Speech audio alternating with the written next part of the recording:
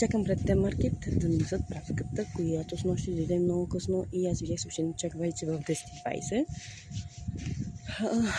Тя е в бокс, пратката му, която успях да взема за 4 лева, тъй като имах купон с натрупани от закъснения и отделно един артикул, те отстъпка, 4 артикула са. Ще ги видим, причем по непознат, та ще видим. Ще снимам после.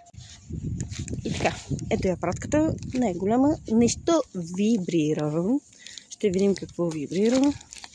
Ще си отворим вкъщи на спокойствие. Ето и моите са станали и това вибрира яко.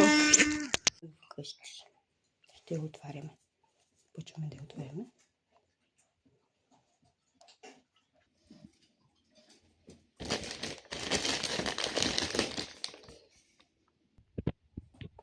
Ето ги нещата.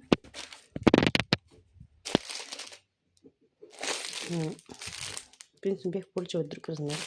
Не знам защо са ми пратили този. Бях поръчала ML. Супер. Няма батерия.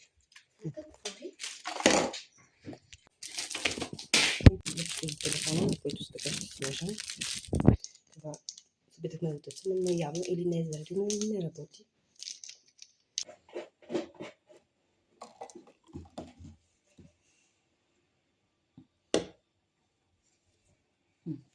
Ето, получи се. Сега да го пробваме. Мозъковите не ги е срязало. Няма трябва по-меки по 2.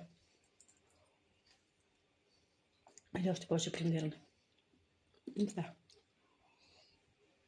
От 1 до 10, 7. И така, тест номер 2. Сега да видим.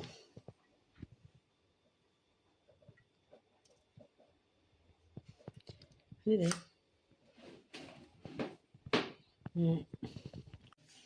Тест номер 2. Да видим как беше.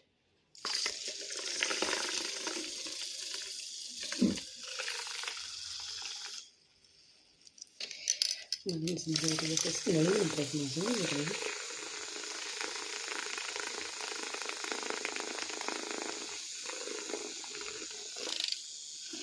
Работи.